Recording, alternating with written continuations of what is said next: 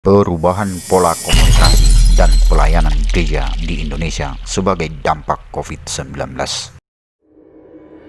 Coronavirus telah dinyatakan WHO sebagai pandemi dan Indonesia telah menyatakan COVID-19 sebagai bencana non-alam berupa wabah penyakit yang wajib dilakukan penanggulangannya sehingga tidak terjadi peningkatan korban. Menurut data WHO, total kasus konfirmasi COVID-19 global hingga Selasa 15 September 2020, total kasus COVID-19 di dunia terkonfirmasi sebanyak 29.414.649 kasus, sebanyak 21.260.113 pasien telah sembuh dan 931.927 orang meninggal dunia. Sementara di Indonesia, menurut data Kemkes, jumlah pasien yang dinyatakan positif virus corona pada hari Senin 14 September 2020 bertambah 3.141 orang, sehingga total jumlah orang terinfeksi virus corona menjadi 221.532 orang. Sedangkan untuk kasus sembuh juga ada penambahan sebanyak 3.395 orang. Penambahan itu sekaligus menjadikan total pasien yang telah sembuh menjadi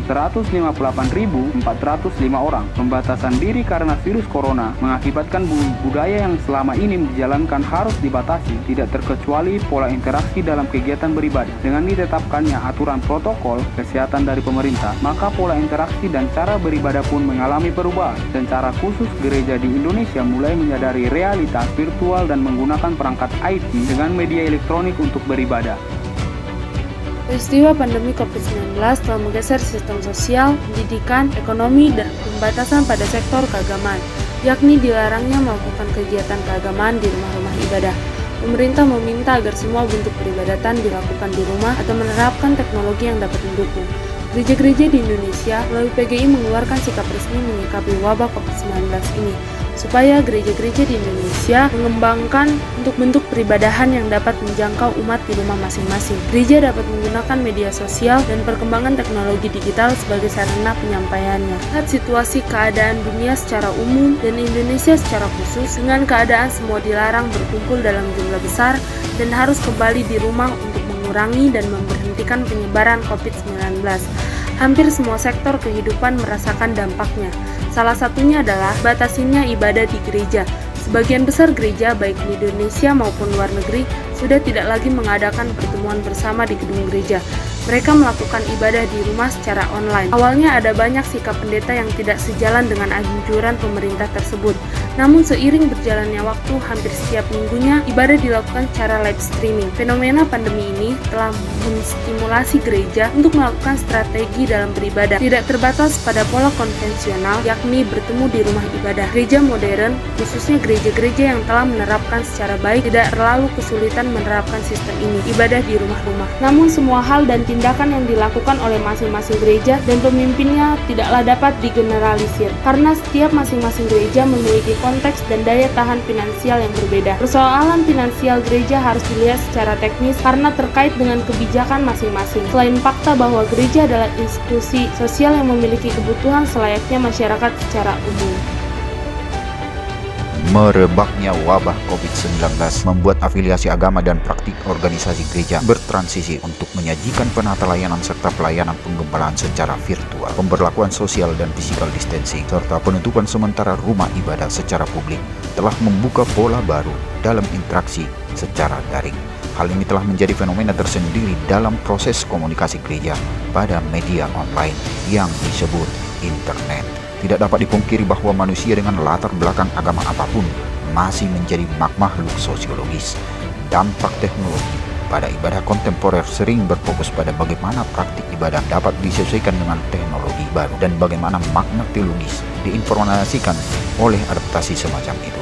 Melihat dimensi pelayanan harus terimplementasi secara menyeluruh seiring maraknya aktivitas keagamaan online yang terekspresikan dalam realita virtual. Teknologi sebagai alat yang berguna untuk membawa ekspresi itu bukan hanya membuahkan hasil, namun juga efisien. Efek virtual reality terhadap kehidupan semakin menjadi nyata, sehingga kekakuan dalam penggembalaan dapat diminimalisir tanpa adanya kontak secara langsung. Dalam masa pandemi sekarang ini, gereja perlu memikirkan keberlanjutan pelayanan penggembalaan dari sekarang.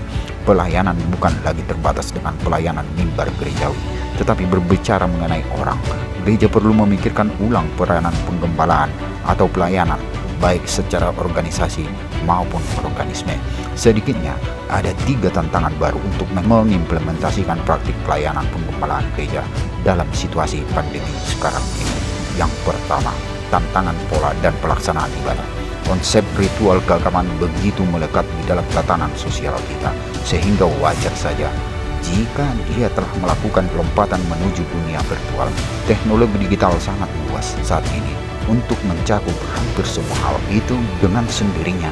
Berbicara dengan nilai teknologi digital yang luar biasa, ini sangat berguna sehingga dalam waktu singkat telah menjadi bagian integral dari semua kehidupan kita, sehingga pola ibadah dipikirkan kembali dengan pelaksanaannya yang dilakukan secara daring. Yang kedua, pelayanan. Selama ini pola penggembalaan dan pelayanan hanya menekankan efektifnya atau bagaimana gereja dalam ruang penggembalaan bergantung kepada inisiatif anggota untuk menghadiri kegiatan dan agenda secara terpusat di dalam gedung gereja. Situasi sekarang memaksa banyak orang untuk memikirkan ulang cakupan pelayanan.